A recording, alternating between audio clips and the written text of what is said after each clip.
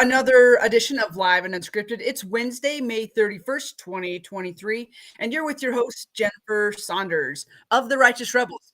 For those of you who are new to our broadcast, you and are unfamiliar with and are unfamiliar, that's about how my head feels today, just stuffy.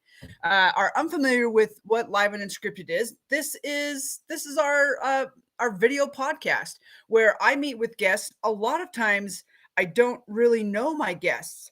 I may have had one small conversation of 10 or 15 minutes and think they're really cool and then want to share them out to you. Today, however, I do know my guest enough that I can tell you she's freaking awesome, and I'm happy to introduce her to you here in just a little bit. On this particular podcast, we don't have a script. We just go with the flow. We let inspiration be the guide. And I love what comes out of these conversations. There's always I learn something new whether I know the person or not. And the wisdom that comes out of people's faces is absolutely amazing, and the stories that they have to share and tell. And so today that's what we're gonna do. If you are not a member of the Righteous Rebel community and want to be able to watch this on replay, you can or see all the other amazing good stuff that we've got going on over there. You can go over to Facebook's The Righteous Rebels group, click the button, ding, and we will let you in. If you are with us on LinkedIn, welcome. If you're coming to us from oh my gosh, YouTube, welcome to you as well. We value that you're here and your time, and just say thank you for sharing it with us.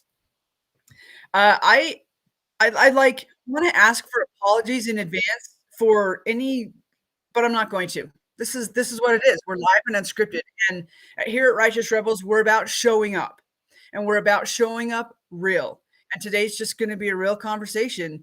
I honestly don't feel the best today, but I wanted to have this conversation because I want to bring to you this amazing soul and to surrender and trust that this is exactly what needs to happen today. So we're going to do this. But we're going to start how we always do, and that's with a little bit of breathing. We're going to take an opportunity to just get really present so that it's an invitation for you to join us in allowing inspiration to be the guide, to be here in the moment. So we're going to let go of what's already happened today, and we're going to let go of what we think is going to happen today or what we have planned. And we're going to just spend about 90 seconds right here, right now. Let's do box breathing today. So that's a breathing in through your nose for a 5 or 6 count. You're going to hold that inhale, hold it deep, breathe it all the way down into your pelvis. Hold that inhale for a 5 or 6 count. I'm still holding my breath. Release it through your mouth for a 5 or 6 count, and then you're going to hold the exhale for a 5 or 6 count. Now, really, do whatever count works best for you. It's just easy to give for the instructions. So I'm going to invite you to do this with a downward gazed or closed eyes, whichever feels most comfortable for you.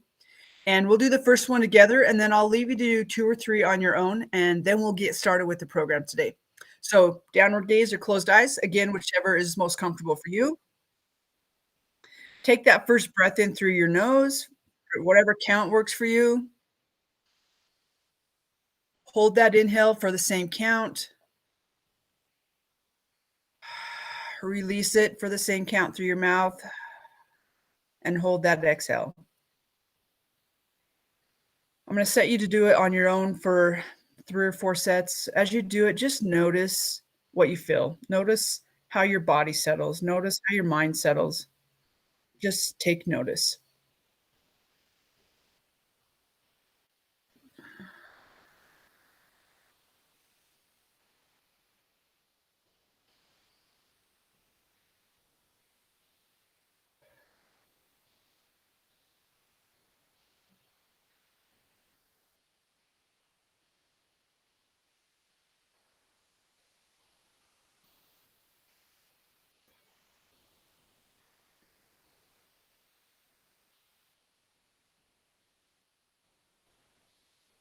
Go ahead and do one more on your own.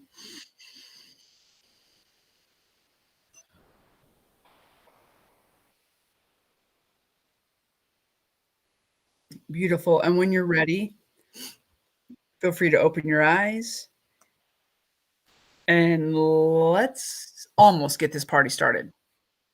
Before we start, I just want you again to, how do you feel? What did you notice take place in your body, in your mind? Did you feel?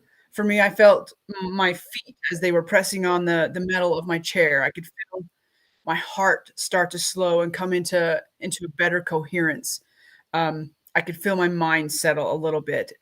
Sometimes I can feel like a wrinkle in my clothing, and today I just felt how they kind of settled on my shoulder. So what did you feel?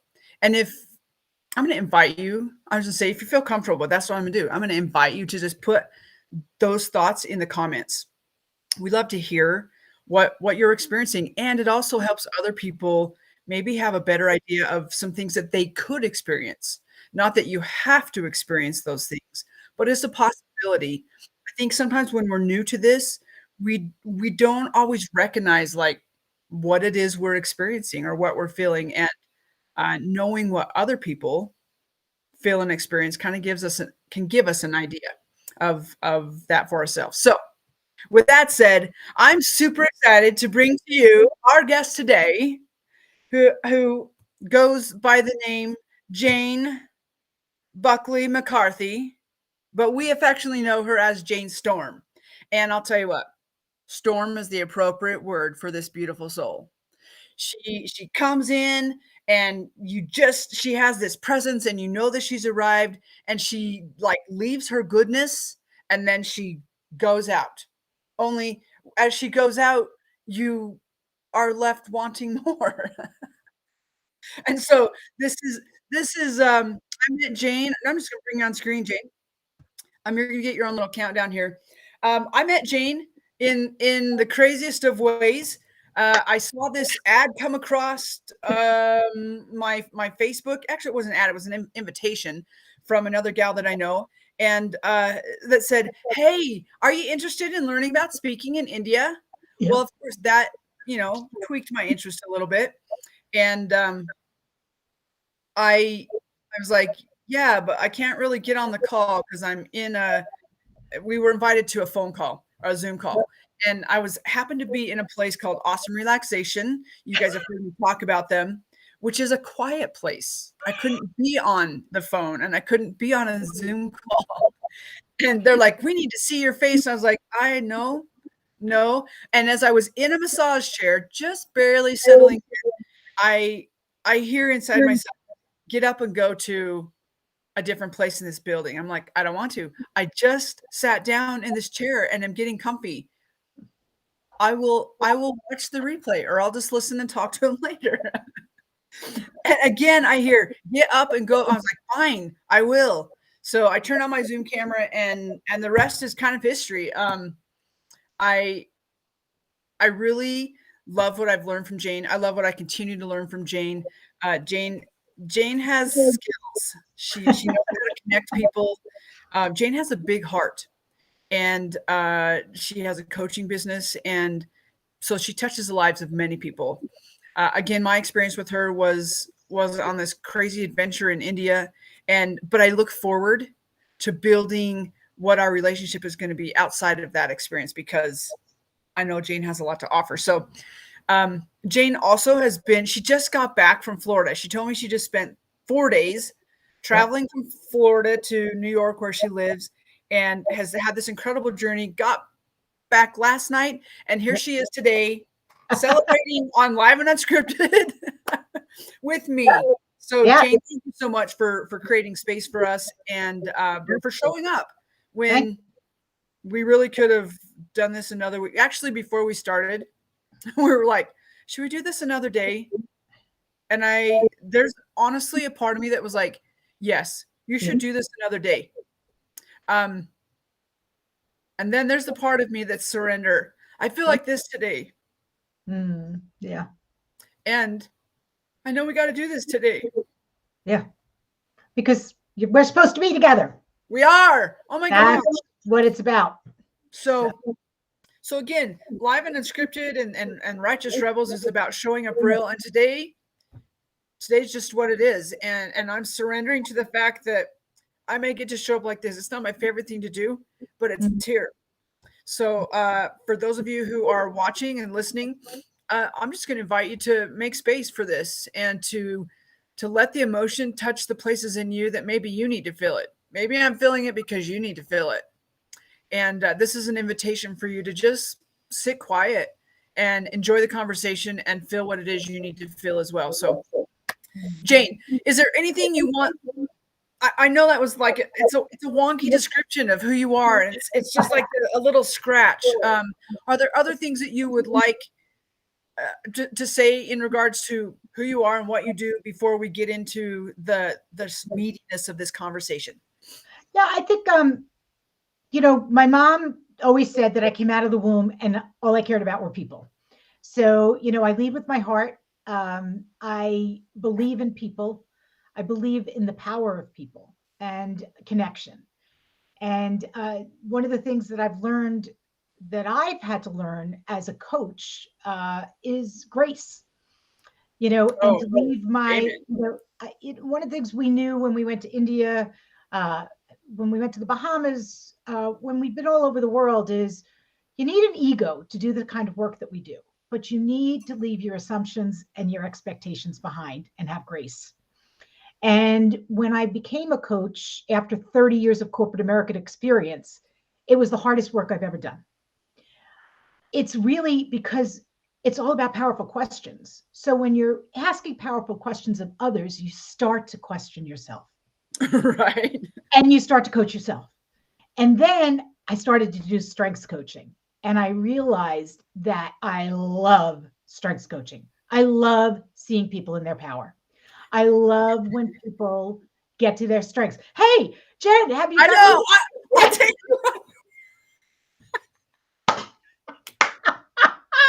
it's still sitting in my not done her strengths yet. But she here. will. I will. I think timing is part of that. Yep. Like Yep. I just When you're ready, you up. Everything works out perfectly and when it's supposed to. And you're not ready for that. It's gonna happen. I'm not, I'm actually really not concerned because I know I also believe in things no coincidences, and things Yep. happen when they're supposed to. It's like reading. I read like 10 books at a time, Oh, and wow.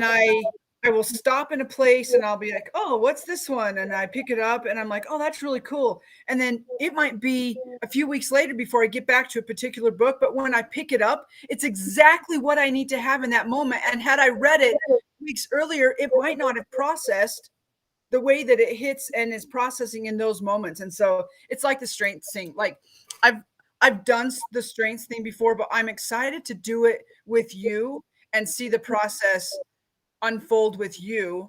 Yeah, Now that I'm in this big unfolding in my own life, and exactly. and I see and feel things at a different level, and I'm experiencing things like so. It's coming, Jane. It's coming. And for those of you, Jane does strengths testing. We'll No, make sure you know. I don't test. I don't test anybody. No That's testing true. allowed. That's true. She does strengths. That's right. I For can those be of us, testy, but I don't test. I love it. I love it. Okay. So we will make sure that you know how to get a hold of Jane if that is something that calls to you. Yeah. Should we get into this, Jane? Sure, let's get in. Let's dig. So you kind of already intimated a little bit to what my only planned question will be. And that is, what was Jane like as a little girl? And what did you want to be when you grew up? So I was precocious, yet I loved I loved people always. My sister Anne Marie is 15 months older than me. I taught her how to climb out of her crib. Um, I, That does not surprise me. I am the youngest of three girls, and then our brother is 7 years younger.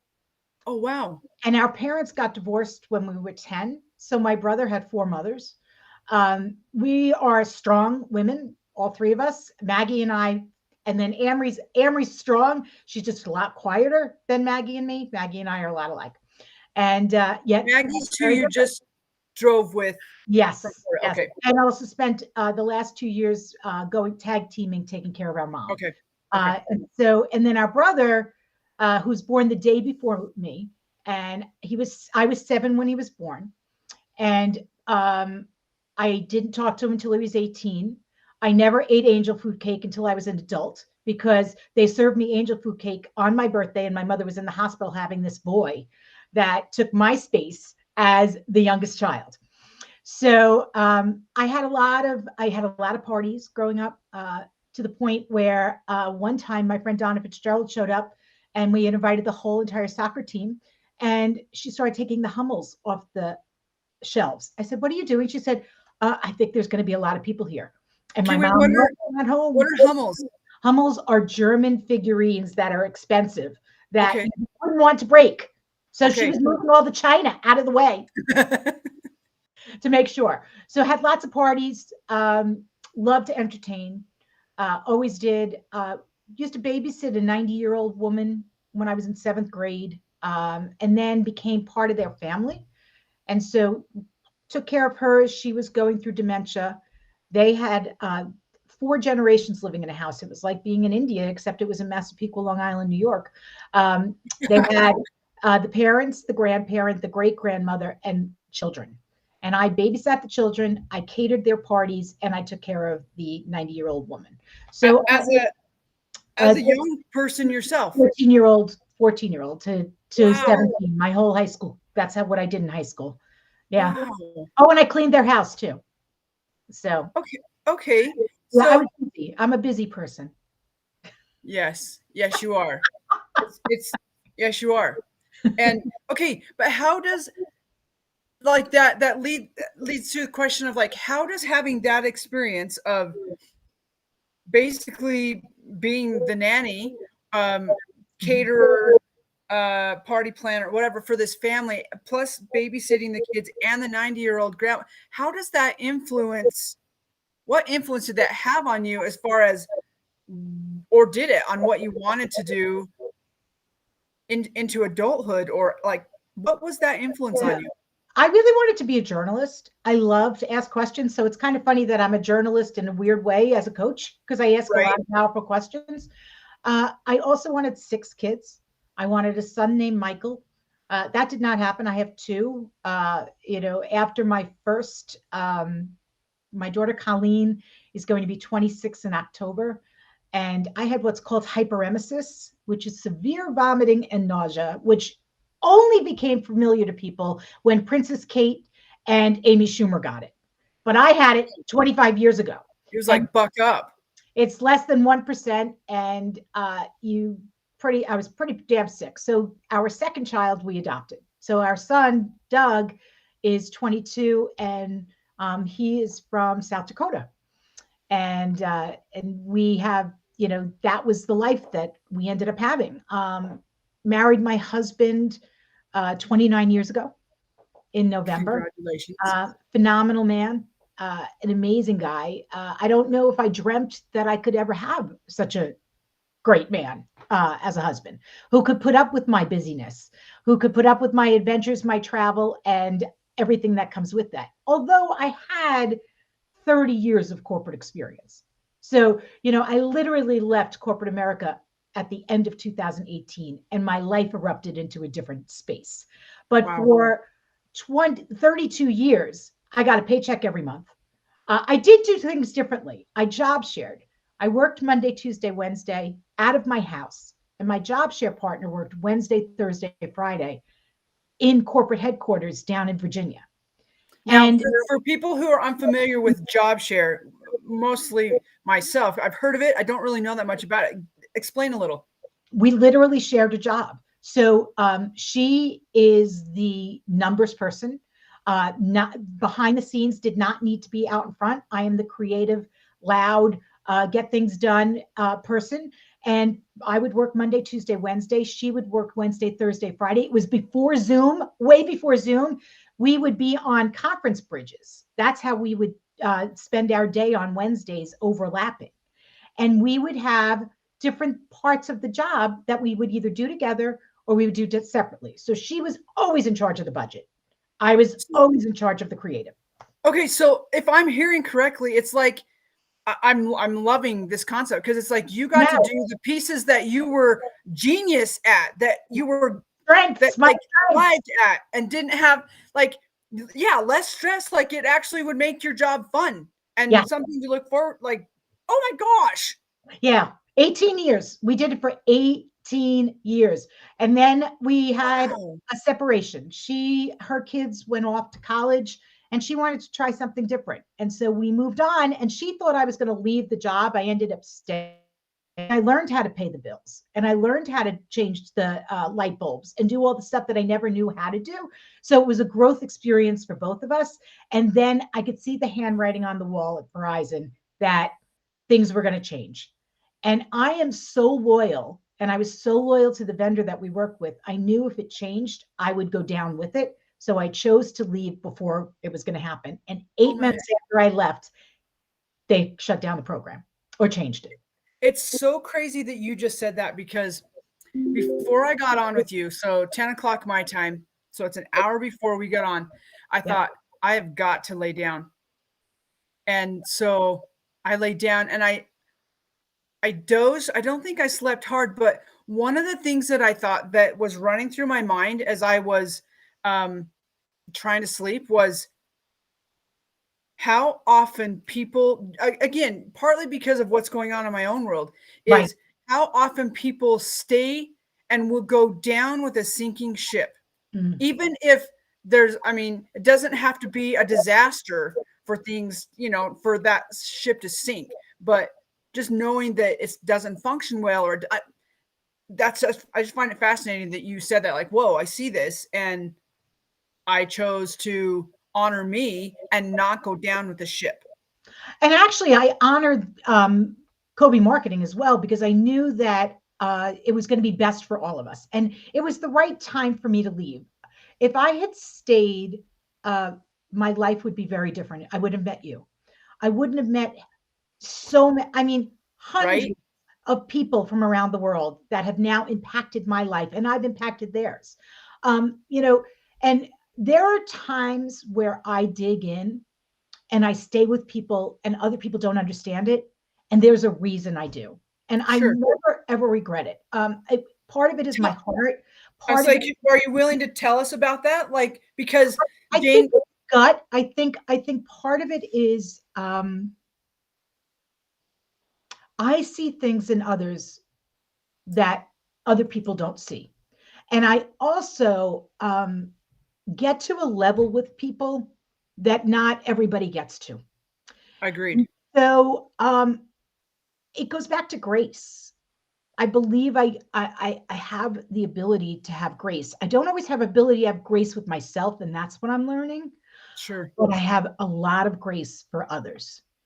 And one of the things that helped me, and I've taught you this, is power versus force, right? So, when we're in force, we're in blame and pride and guilt and shame and defense and anxiety. But when we're in neutrality and courage, we're just okay with it. We're in grace.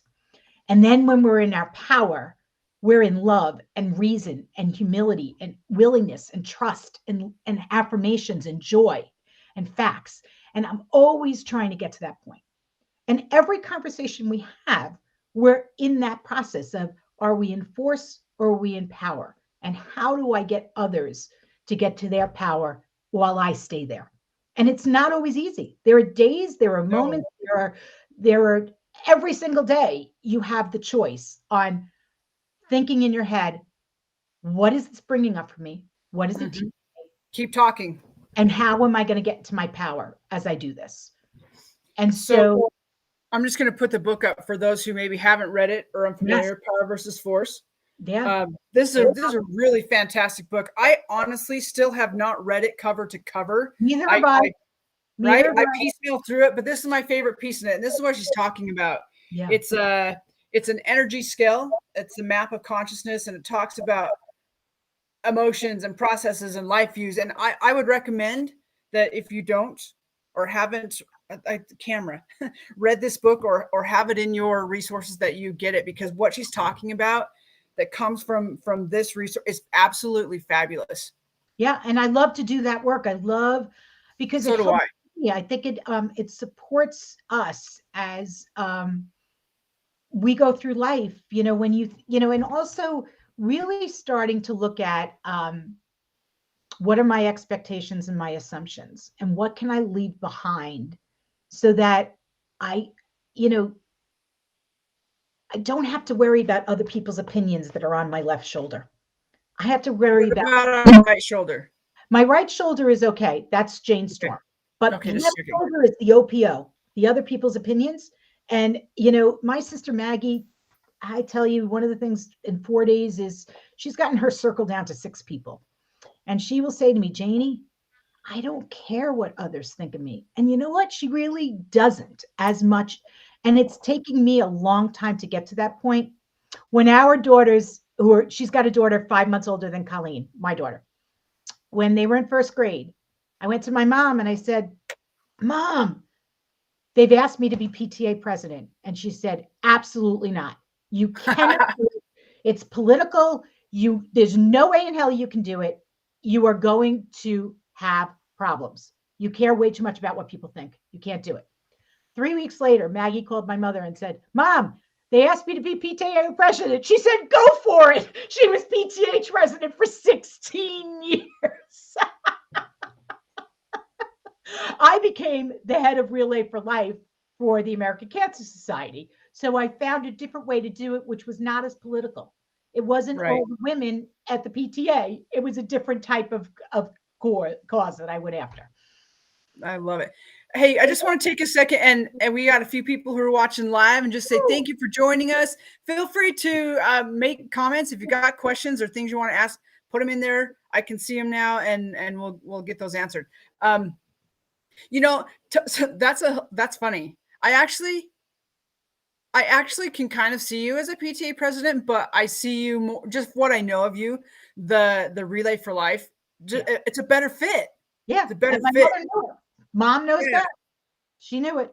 It's crazy awesome. Okay, so going back to the power versus force stuff, I love this stuff, and I remember when I very first started learning about it, and it was in regards to guilt and shame, and how when we're in those places that like the vibration is like shame is basically death.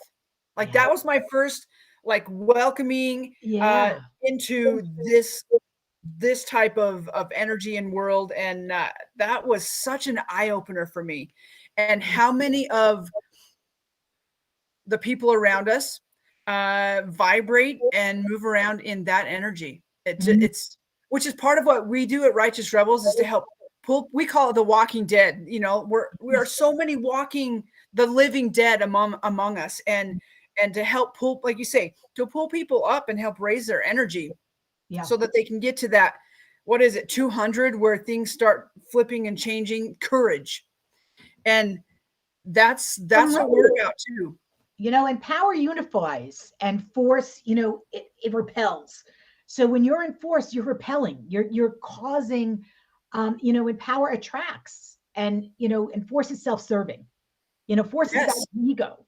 And so when you can get to serve others and get into that power and stop being in that mode of, shame, you're in such a better place. It's hard work. It is hard work. That was one thing that was really shocking to me as well. And maybe you'll remember the numbers. I'm not off the top of my head. When one person shifts, when one person shifts a certain degree, like they can change and shift like 10,000 people. Right. It's huge.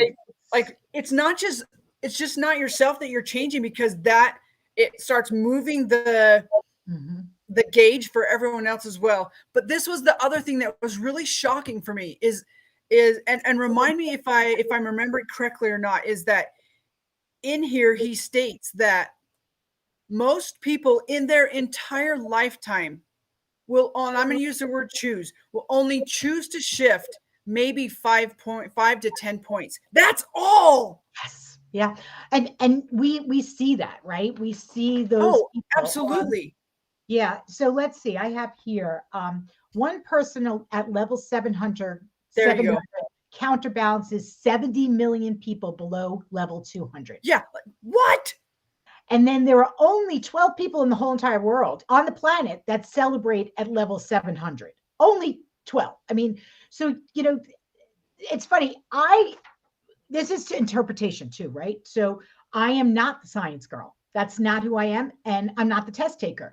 So when I heard this, Brooke Boone taught me this in 2019. I was working as a producer of women's stories for a group called Aris Sisters. And we did a women's conference. And I heard Brooke say this twice, once out in Santa Monica and then again in St. Louis. And she taught us about power versus force. And it stuck. And now I do seminars on it but I do it in a way that I don't even get to the science a lot. I talk about how do you get steps to your power shift. And then I say, P is practice self-love and awareness. O is open up your heart to possibilities. W is welcome your feelings. E is embrace forgiveness. R is remember to be conscious of your emotions. Exactly what you're doing today. Remember to be conscious of your emotions. S, when you get to the shift, is to stay connected, grounded, and guided. H is honor yourself and your choices. Honor yourself and your choices. I is be in the moment. F is, of course, focus on the positive because that's not my number one. And T is trust the process. Okay, so one, I absolutely love that. You must share. And this is like, I know this is part of the reason that you and I were brought together by way of India. Yeah. We all went there with this idea of what was going to take place and I think we all had our heads spun quite a bit of like what it actually was for us individually and as a group. And I think this is one of the reasons you and I were brought, because we feel on similar levels. This stuff is like geek out stuff for us. Yeah, from the time we jumped in the pool in the Bahamas in our clothes to now. Right? Yeah. Can we go back there? Oh God. Yes. We're going back there. That I'm being serious about that. We're going back there and we're taking people with us. Talk to me a little bit about honor. So this, as you were sharing the acronym and what each of those we've created, what each of those means. Honor, I mean, they all stood out, but honor really stood out. And I think it's because a little bit of what we talked about at the beginning of this, and that is seeing the writing on the wall and choosing to jump ship instead of going down and being destroyed with the ship because of loyalty, because of whatever the reasons are, because we're afraid, because we don't have the courage to make tough decisions. How does one honor? Because I think there's a lot of people right now in this space, Jane, where their lives are being put in front of them, and I'm one of them. But how do you honor your decisions when it feels like, one, it's challenging, that it goes against what you've been taught? This is part of what we teach in Rebel too, but I want to hear what, and most assuredly that there's probably going to be judgment, all that stuff on your left-hand shoulder. Like, how do you tell people to honor, or not tell people? How do you encourage people and move that energy in a way that they can honor their decision? A long time ago, a woman asked me, how does this serve you? Right. That's a huge, huge question, right? Yeah. So when you're in your honor, you are the person that has to answer that. And other people may not understand how it serves you. I talk about cups, right? Like my cup is huge. My cup is probably the size of the world. I have people in my life that have little teacups. They're fragile cups. Yeah. They don't want to leave their space. They're very content. They're very happy. They think I'm the crazy one, right? So I think when you know who you are, when you can allow yourself to really answer the question, how is it serving you? And how is it filling your cup? And what is the need that you're getting out of it? then the answers will come. And by the way, not everybody's going to agree. So you have Right. to be so set in who you are to be able to understand that. And the other thing is, Jennifer, I'm going to be 59 on June 12th. I think this is actually going to make me cry. I think I finally, after spending 4 days and many, many, many, many hours in the last 2 months with my sister, I am not going to care as much. I'm just not. I mean, I am who I am. I am a strong, powerful woman. And when I make decisions, I don't do it lightly. So you may not agree with me, but you can walk with me and you can That choose to agree or disagree with what I'm doing. that piece right there, I really love that piece. And because it applies to me as well. It's like I don't, it's not that I've sat down and calculated everything out, but I have felt it out. And the piece that you said, I don't make decisions lightly. And if you know me, you know that about me. And I love that is one of the things that I know and love about you is that you stand by that Mhm. and you say this is what it is. I watched some of that Mhm. in our time together, Yeah. and I watched you be in turmoil over Mhm. some of the things and decisions that had to be made. And but you knew what was right and you stood by it Yep. the best that you could. And you know, there's not, when you're dealing in business and you're dealing with a lot of different people, there's going to be mushigas.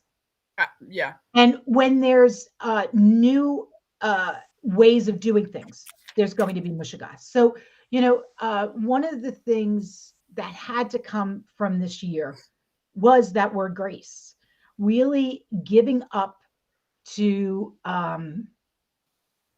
growing, growing with this, growing and figuring out what is my lesson in this, and what is the work that I'm going to do moving forward, and how am I going to help the powerful collective of the world get to the next level of hope activators, holding on to positive energy that are going to make a difference, that want to change the world one hopeful person at a time. And you know, that's, my mom gave me her, you know, she left this earth a month ago, and she gave me my wings now to do what is the next level of storm. You know, what is Jane Storm now? Where do we bring it, and how do we get to the next level while still working with the people that I love and want to continue to do work with, because I believe in it.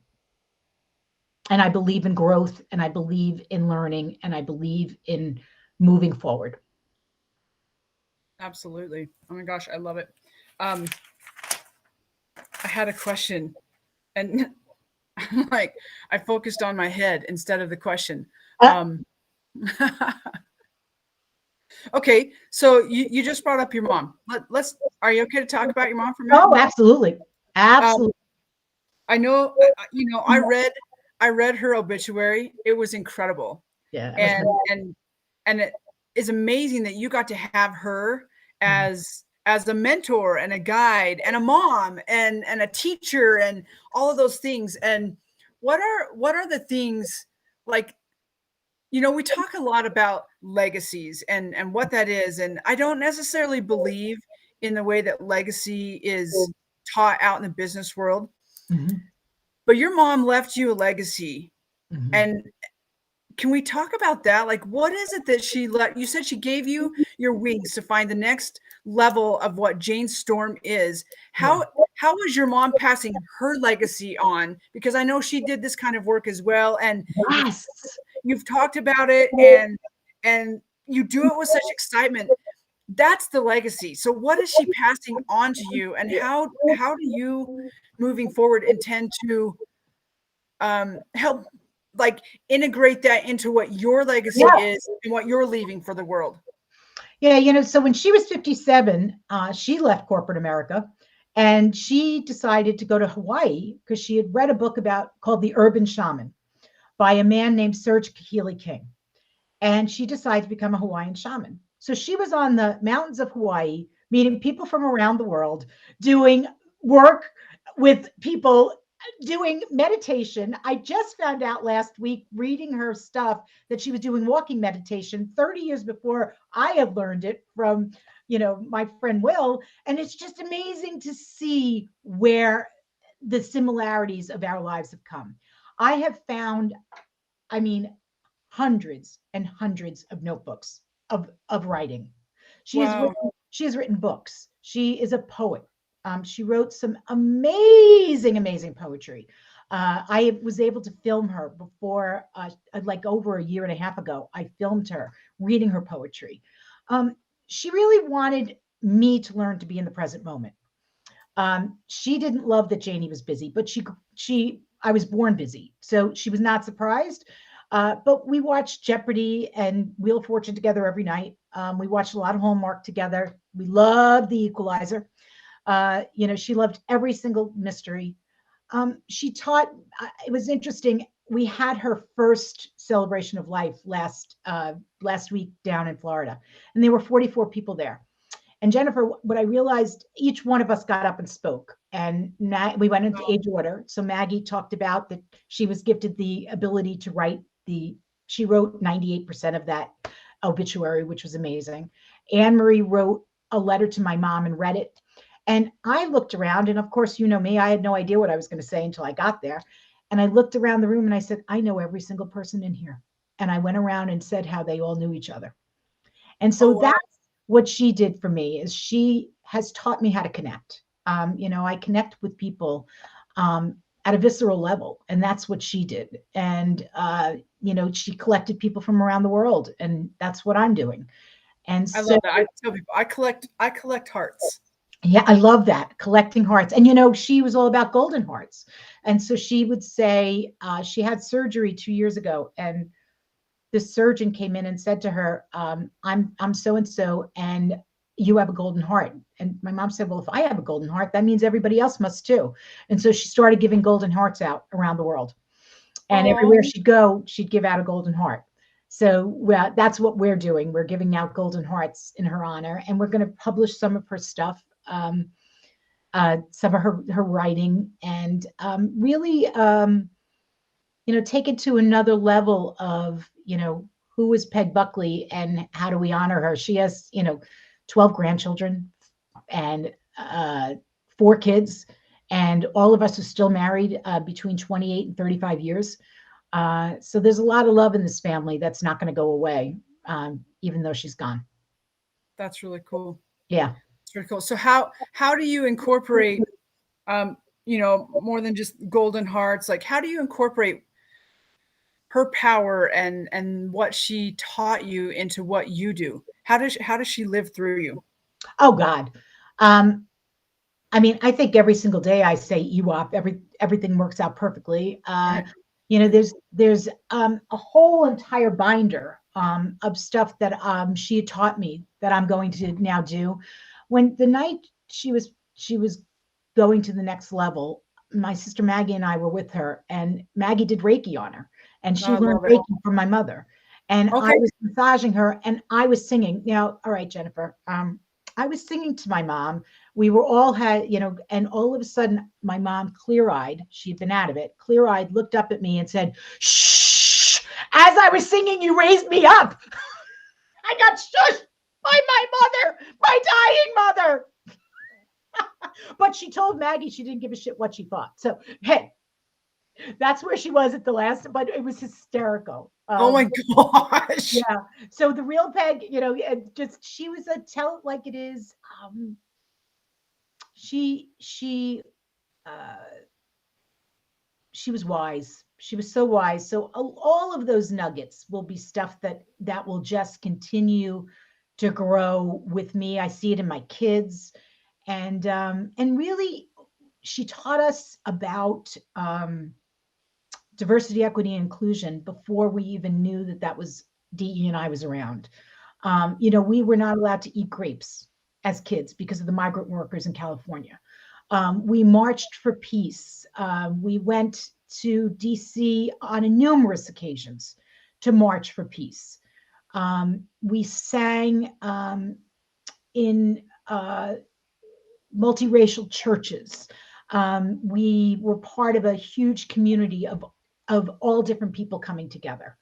And so that's what I'll continue to do, is bring people together from every race, color, creed, circumstance, and love them for who they are. I love it. I love it. I'm like, okay, where now? I'm filling out the next question.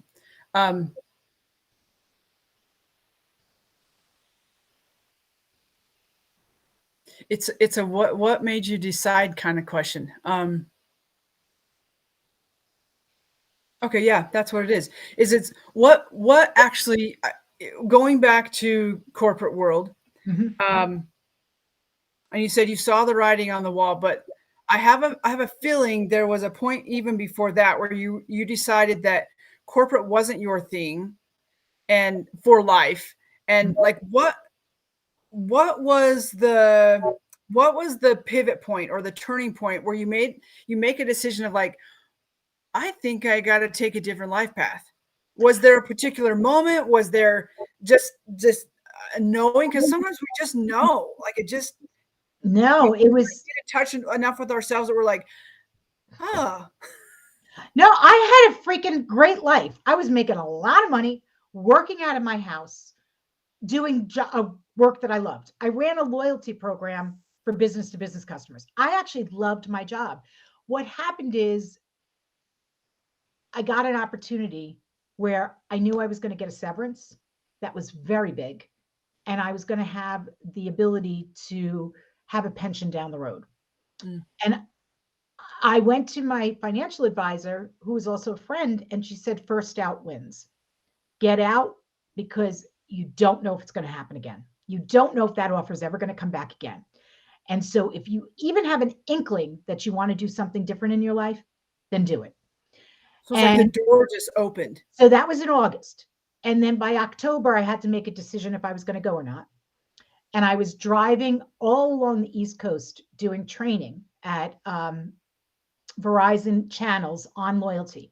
And I was in the car and I'm like, oh my God, if I leave, what am I going to do? I had no idea. No idea, Jennifer. That was my next question. I had no idea. And all of a sudden I said, well, I want to be a coach. I don't even know if I knew what coaching meant, right? So I thought, okay, I want to be a coach. I've been doing this. I probably be good. I've been told I could be a coach. Okay. So I'm like, okay, I'm going to have a company. What am I going to name it? And I remembered 2 years before that going to Kobe Marketing in Florida, St. Pete, Florida, and I showed up in their office and there was a huge sign on the wall in their creative side, and it said Jane Storm. I said, what the hell is this? And they said, when you show up, we don't brainstorm, we Jane Storm. You connect people with ideas better than anybody we've ever known. I said, there's the name of my company, Jane Storm, connecting people with ideas. And then I added a positive force for your future. And it stuck. And I said, you know what? Then I found out about coaching through the Center for Coaching Certification. And I went through a grueling program. And a year later, it was January of 2019. And I said it was 2020, January 2020. I said to my coach at that time, I said, I'd like you to coach me. She says, no, I want to teach you. I want you to become an ICF, International Coach Federation coach. If I had known what that was going to entail, I would have run the other way. Best decision of my life. Best decision of my life. 18 months, mostly during the pandemic, hard work, and life-changing. And I would never go back. And it's only, I feel like Verizon was the foundation for so much of what I do. I only have phenomenal stories about Verizon. It was not like I left in bad terms. I left because I outgrew it, but I didn't even know how much I had outgrown it. That piece right there, all of those things, like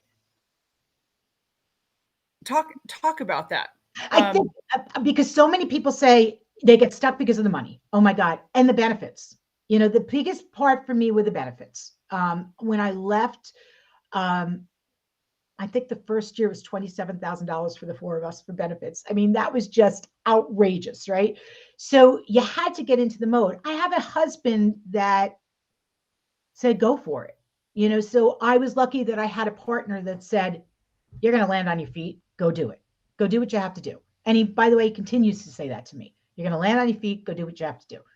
I call him my lighthouse. I go explore and I come back to my lighthouse. He invited me back into our house last night. He said, "Oh, it's so nice for you to come visit us." You know? So, and I'm so glad I took the opportunity. And I think if you have that opportunity and you're nagging and if you should do it or not, think of 10 years, think of 5 years from now. If you didn't do it, how are you going to feel? Because so many of us get stuck because of supposed to's. And if you can get Right. OPO, other people's opinions, once again, and if you can live your life, um, once again, honoring yourself and your choices, you and trusting the process, you're going to do it. You're going to do it. And it may not be exactly what you thought it was going to be, Right. but it could be better. And most of the time it's going to be better. Most of the time it's going to be better. You have to sometimes, Will Harris says all the time, suspend what you know in order to grow. I say it every single day. Suspend what you know in order to grow. I had to suspend what I knew in order to grow. And I did. In your, I mean, we have a pretty good idea why people stay where they're at, but why do you think people stay where they're at? Fear. 1000%. Fear. Fear of the unknown, fear of themselves, fear of financial destitution, fear of lack of confidence, fear. I think it's, I think it causes, and it's funny. I'm looking over to the left. I have an index card. I love my index cards. And last year I was listening to Shay Bearfield, who's one of my very good friends, who has another great podcast. And she had brother Richard from Dublin on, and he said, and it stuck with me: fears decrease the minute you name them. Absolutely. And so I think sometimes, I think people stay in bad marriages. I think people stay in bad jobs. I think people stay in situations because they can't figure out how to honor themselves and how to get past it. I was thinking, I fully agree. I fully agree. And I've been thinking about going back to the energy scale, the 12 people on this planet. Yeah. Is that 12 people current or just all together that have that live at the level of 700 or above, which is like, wow. Yeah. And I think about how they might move through the world and what they've overcome. And it's that all of those people, one, they've learned how to surrender. They know how to have grace. They definitely know how to love at a level that is starting with self. Mm-hmm. They have to start with self. And all these things that you're talking about, they don't care what other people think about them. Yeah. Because they live in their own connection with source and trusting. And I think, wow, isn't that really is what we're here for. We have all these things that were taught as to what we're here for, and leaving legacies and building businesses and having incomes and whatever it is, leadership or climb the ladder. And really, it's just to figure out how to love ourselves. Yeah. And then when you can love yourself, you love others, right? And so it's so important that, and I think it gets lost. There's been I've been reading a lot about trauma lately. And, I think trauma causes such a different aspect of life, and some people are prone to more trauma than others. And so it's harder for them to love themselves because they've been put through hell. And so, Absolutely. it goes back to having grace, because we don't know on any given day what people are going through. My sister, give you an example. Right? The We other like day, to think we do. we went to Savannah and we stayed at the Embassy Suites. We had, by the way, that day we did have, we had the living room and the bedroom, but we got smart. The last night we got 2 separate rooms because we've learned to honor ourselves and our choices. And we did not sleep in the same room because she likes it tundra. She likes it 60 degrees and she likes a fan on and she snores louder than I do. And we just decided it was better, right? Yeah. So now we're at, it's Memorial Day weekend and it is insane in Embassy Suites. And my sister is one of those people, you think I have a heart. She has a heart, and yet it's so different. Hers, she doesn't need anybody to ever know what she's doing in life. She doesn't care about, she just does stuff anonymously every day, all day. So now we're noticing that they're short staffed. And so I hear her say, I'm going to go up and get some money. So she goes to the front desk and gets a bunch of 5s and she finds out how many people are working that day. And she goes up to one of the guys, Blue, and starts talking to him. And he said, yeah, one of the guys here had a heart attack and we're down staffed and other people didn't show up and there's only 8 of us and it's so hard. And she gave every single person $5, just, and that made their day, like it was such a small thing, yet it was so recognition.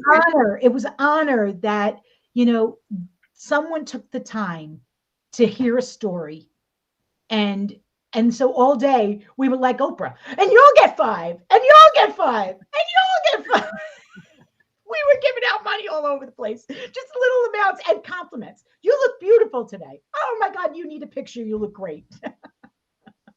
But so many of us get so focused on who we are and what we're doing that we forget that everybody's going through something. And if we just take the moment to step back and have the patience and the grace and ask the question, how are you? And really want to know the answer. I'd say you have to want to know the answer. Then we're in grace. And then we're and then it also goes to what Doug and I talked about a couple of weeks ago of the curiosity piece. Like you've got to be curious about the people around you, curious about yourself, but knowing like what you experience and what you go through and extending that outside of you and saying, I wonder. And then, like you say, asking the questions and offering, so the curiosity, asking the question, and then offering the grace of actually listening and caring. Yes. Like, yes. I love it. Curiosity is such an important part. I believe that is probably my number one thing of what I love about a person is if they're curious or not. Right. The people that I connect with the most have so much curiosity. And that's probably another thing that goes with fear. I think when you are fearful, you are less curious. That's an aha moment for me. I believe that there's a correlation between curiosity and fear. Is it okay? So let's have a little debate here. Is it that that if you're more fearful, you're less curious, or is it that you let fear? It's not that you're I heard that and I'm like, I don't know that it's that they're less curious. They don't dare act on it because of judgment and all. It's not that it lessens it. They just don't know how to act. They let fear be in control. Yes. Instead of their curiosity. Yeah. When in reality, there'll be a whole thing on that. Yeah. Right. When in reality, my belief system says that fear is one of those things that helps us edge closer to what we're actually what is in our best interest. Right. It's that getting past the guardians of the mind that say, no, we got to keep you safe. We got to, no. And when really what's beyond that fear or that leap or whatever is in our curiosity is the thing that is going to help us grow the most. Yeah. Ooh. That's big. I'm putting a big star by that one because we're going to have more discussion on that. Absolutely. That's huge. It's a huge piece of this. It's funny that you say that. I'm totally bringing up the river trip right now because that is a piece that I'm experiencing with people who are curious about going and who are like, oh, this looks like a lot of fun, and I just, but uh, Yep. and they're allowing their fear to Mhm. stop them from coming on this incredible adventure that will change their lives. Yes. Yeah. And so, so then as the person that's bringing that forth, the question is, how do you get people past their fear, right? So, what are the pieces that can make them feel safe? Yeah. What is it that they need to feel safe? And what is it that you and Leah can provide them so that they know that they're in a safe space, right? Yeah, they're going to be on a river, but they're also going to be in a safe, cool space that's going to be Oh, phenomenal. oh, like I don't know if I've told you this. These are things that I've learned about it. Is one, it's the longest stretch of untouched river in the contingent United States. No dams, no nothing. Wow, It that's so it cool. is steeped in women's history, Yes. and I mean men as well, but they're like, we focus on the women's history because it's so incredible. Yeah. Um, there it it's energy vortexes. This is the part that I was like that I got to experience just a little bit of just being at the lodge. Right. Their energy vortexes are equal to and greater than the Grand Canyon, Wow. Wow. Wow. Wow. right? Yeah. Yeah. So it's that piece of recognizing that all you have to do is show up and we take care of the rest. We're going to make sure that you're fed incredibly well. Yeah. We've got all your sleeping arrangements and stuff taken care. You just have to bring your stuff Yeah. and be willing to grow and Yeah. to say, all right, fear, I feel you. We're coming along. I'm going to put a life jacket on you and you're in a boat. Yeah, I mean, to me, it's like the ultimate in bonding. It's going to be an incredible Oh, experience. man. Um, uh, I just think that there are people that need to go on this, I, that I fully need agree. need to be. They love Jane, nature. Jane, I can't go that week. I already got stuff going on. So. reschedule. I know. I did. I know. I know. There are, I would be going because I think that is something, right? I'm like, oh, I'm not the outdoor person, but I am. I've done pretty wild stuff in my life. Uh, Yet I do believe that whatever happens with this is going to be exactly what's supposed to happen, and it's going to be phenomenal. Absolutely. Yeah. Absolutely. I'm excited. And you know what's really cool is had had I not had the curiosity to Mhm. answer a message of, hey, are you interested in going to India?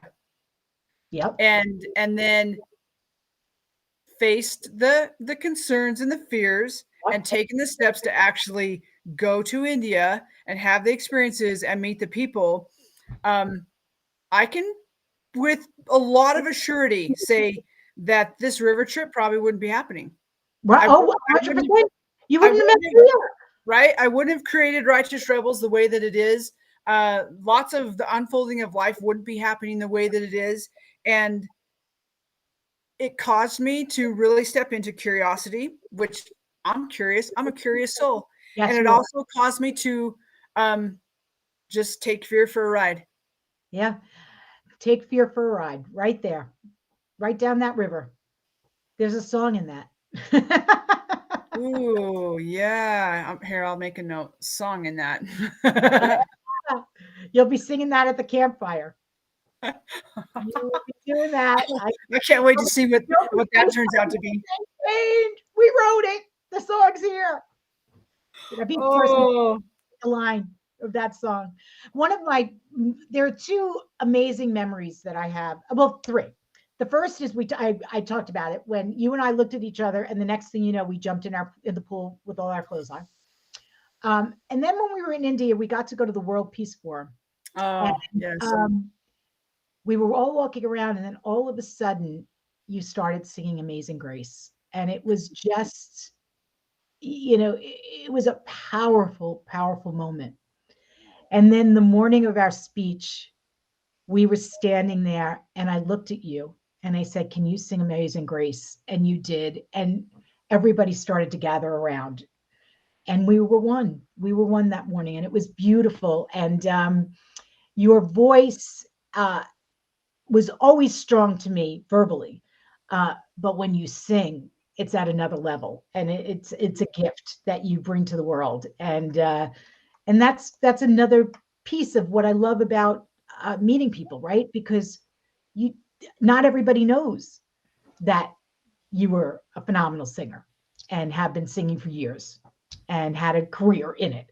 And so, it all comes out. It's the layer of the onion that gets to be peeled back each time you get to meet someone and talk to them and have conversations.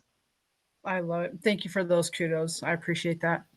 Um, it is something that I did used to do a lot of. I haven't for many years, and Oh, it's one of those things that I feel like I'm being called back to a bit. mhm. So thank you for that. I appreciate it. Yeah. And being in the World Peace Dome and hearing the sound of our voices reverberate off of that incredibly tall dome, I just thought, I can't Mm. I can't not stand in this incredible, Yeah. beautiful place and not sing Yeah. and not hear how it reverberates back and forth and how it fills hearts and how, like, it was such a Yeah. That was a beautiful moment. It it was was a a cool moment. beautiful moment. Really, really Yeah. cool. You know what's interesting is I put that on I think I put it on Instagram, and it was really interesting. It got tons and tons of views, which I didn't put it on there for that. I just Right. put it on there to say, "Wow, I did this thing that actually again caused me to just stand and face some fears." One, because I was like, "Do I have permission to sing in here? Do you think it's okay?" Mm. And oh my gosh, I haven't done this for a long time, and I hope I remember the words, which I flubbed up the words, and I just don't care. And it caused me to actually have to step up. And what was interesting is there were people who were like, "Oh my gosh, this is so amazing and so beautiful," and blah blah blah. And some were like, "How dare you? How dare Really? you sing a Christian song inside of a place, or you do that inside of someone else's religious structure?" And you know what it did? It was the World It's Peace Forum. right. Well, it gave me an opportunity to stand again, to step up and to say, "Okay," and then to say, "So, just so you know, this is the World Peace Dome, and this is what it's about." Yeah. And so me standing and singing in that place, that song was absolutely welcomed. And Absolutely. I maybe wanted to say on some of them, "Before you get ignorant, maybe you should find." I didn't though. I did No, have those thoughts on a you had couple of, grace. You had grace. but I thought it was really interesting because one lady actually had an interaction with me and she was like, um, she said, "I'm sorry.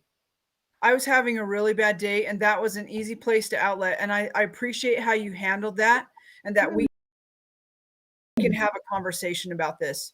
So it was really cool that, Yeah.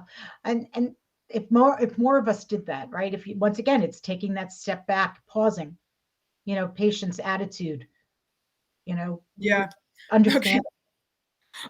Speaking of that stuff in India, I have another question. It keeps like coming in. I was gonna let it go, but it keeps coming. Okay. And so I'm gonna ask. Um, Sure.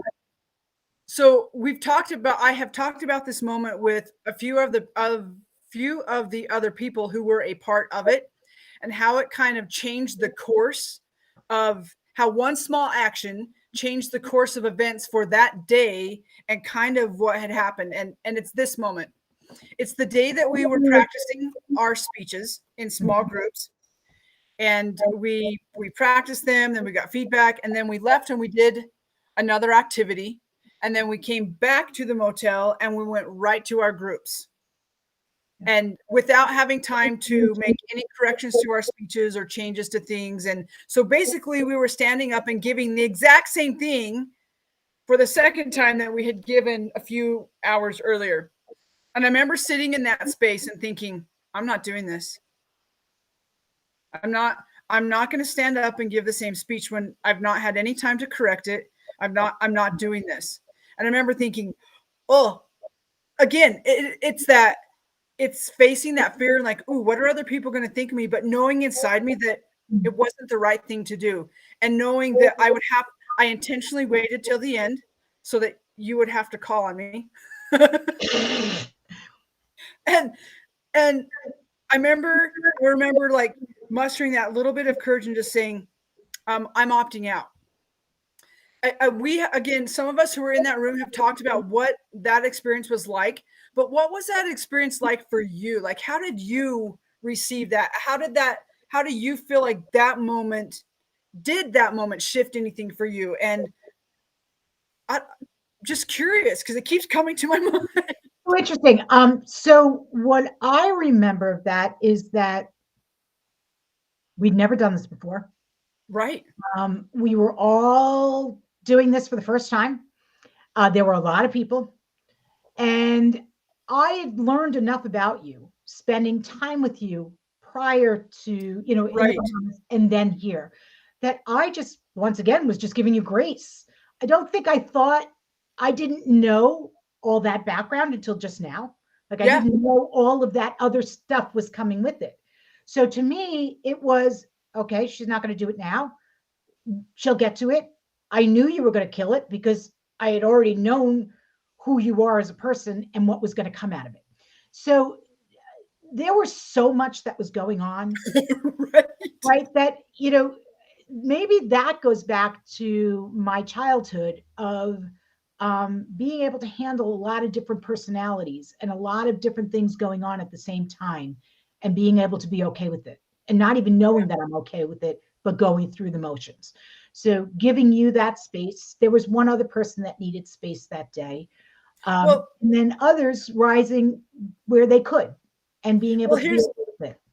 Here's the piece that maybe you didn't know either, that I'm going to just relate to you, and we're going to relate to everybody, because I think sooner or later we find ourselves in these situations and we don't have the whole story. Right. One, I knew that you probably weren't going to give me a lot of pushback because we did have time to get to know each other the week prior and in other places. And I knew, or I mostly knew, that you would honor my decision because you knew me enough, and that I wasn't just being a jackwad. Like, no, that there was, I trusted you 100%. Right. And so I want you to know that the way that you handled that allowed the rest of the group to then, one, speak up when needed. But it gave us this opportunity to say, this is what we need. We need time to just, could we not do the next work session? We need time to do some things on our own and do some writing and that I didn't realize this until a month ago or so, when I was talking with someone else who was there and relaying and listening to their experience of it. And I was like, oh my gosh. And so I guess it's the point of this is that stand up. This is me talking to whoever's listening. Stand up. Trust your heart. All the things that Jane and I have been talking about today. Your choices. Yes. And know that it's best for you, and that it might also be best for other people as well. And they just might not have the courage or the know-how to stand up and say, I'm actually going to opt out. Absolutely. And to recognize that those are the things that start making little shifts and then big shifts in your life and the life of the people around you, and most often for the better. It might not feel like it in the moment, but those little moments shift. And so I just want to say, Jane, thank you for how you handled that moment, and that you gave grace. You also said you have to do something, so why don't you sing? Because I love to hear you sing. That's funny. I should have come up with another song, but this is just me saying thank you for honoring the courage that it took for me to stand in that moment and say, no, for me, this needs to be a little bit different. And then to watch how it shifted for everyone else and change the trajectory. So, and I think that goes back to really allowing ourselves to grow. That was for all of us. And you couldn't do it at the moment even. So much of what we learned from India was priceless. There were unique situations that are never going to happen again. Ever. Yet Right. so many of them helped all of us grow. Yeah. So many of them were supposed to happen to bring us to the, and if you didn't grow from it, then I question you. Then maybe you're not curious. Yeah. And maybe it's just not even a recognition of the growth yet. Yeah, because I think Maybe, people that are still going through it. yeah. Yeah. I know for me, it took a while Well, to it's even been, really be able to talk about it because I didn't know how to talk about it. yeah, yeah. And and then to see how things have how they have unfolded since then is just like, it's mind blowing for me. You know, when we talk about it now, like I'll say, you know, there were 17 of us from every race, color, creed, from all around the world, and we've got people doing retreats together. We've got people doing TEDx's together. We've got people that dated. We've got, you know, like, you don't know what's going to come from when you put 17 people from around the world that have egos into a space that's never been done before. So Right. bravo to all of us that made it work and came out the other end. Yeah. And now are doing things, because it wasn't just about the speech in India. It was about the experience and where it's taking everybody from there. And that's the lesson, that this was Yep. so much more than that. Absolutely. So, oh my gosh. And I guess that statement right there is the reminder to the listeners that you are so much more than that. Yeah, you have so much more inside you than you can ever imagine. And it's just being curious about all the situations and circumstances that you're in that are molding and shaping and unfolding your life. And are you going to be curious enough to allow it to happen? I'm pretty curious, but I also have spent a lot of time holding really tightly to what I think I know and to how I want my life to be. And it can feel scary to just, I call it, live open-handed with our hands out in front of us and to just say, okay, here we go. Today, this is what I'm feeling, and I'm going to do my darndest to trust and let it unfold. Yeah. And, you know, go back and look at all the things that you've done when you've allowed that to happen. And, right. You know, like, be like, wow, my accomplishments are huge. Yep. When So I do that. Yeah. So with that statement right there, what are, let's say, 3 pieces of wisdom that you would like to leave at the end of this podcast for our listeners? The one that's a billboard that's coming out right now is you do Billboard, Jane. Yep. When I hear billboard, it takes me back to a conversation a couple months ago. All right. Well, the first is you do you. You do you. That's number one. The second is, you know, just listen. Just listen. You know, listen to yourself, listen to others, and learn from that. And, you know, I believe that I have it up here. There are 86,400 seconds in a day. Take some time to say thank you. Be in gratitude. Telling someone how the great gratitude that you have for them makes a huge difference. And when you have gratitude for yourself and for others, the world is a nicer place. I full on agree. It changes our perspective. Yep. It changes our perspective. Yeah. Oh my gosh. Jane, thank you so much. You Thank are a delight. And I'm so happy. I'm so happy that our paths have crossed and that we will create the ways for them to continue to cross and be actually in each other's presence and learning and growing from each other. Just thank you. Thank you for what you've shared today. And how do people get a hold of you? We'll make sure we put it in the comments, but if someone wants to find you to do strengths or to just find out more about you, how do they? Okay. JaneStorm.com. Okay. We'll make sure that gets in the comments as well. And in the description. Oh my gosh. I can't wait to play. I know. I can't It's wait to gonna play. happen. Oh, here, I'll pull you a Soon. card. Wait, you know me. I got to pull you a card. I know she pulled one for me Oh, before. you got It said activate. engage. And you What? got activate. Activate. Activate. That's a great word. You are activating, my friend. Engage There and is activate. definitely some activating going on. I love it. I All love right. it. I Thank love you you. so much. Thank For you. those of you who've joined us today, thank you again. We actually went long. We're at 1 hour and 20. Thank you for sticking with us or breaking it up in pieces. However you've gotten to the end, we say thank you. If you found value in this, please let us know. Share it out to your friends.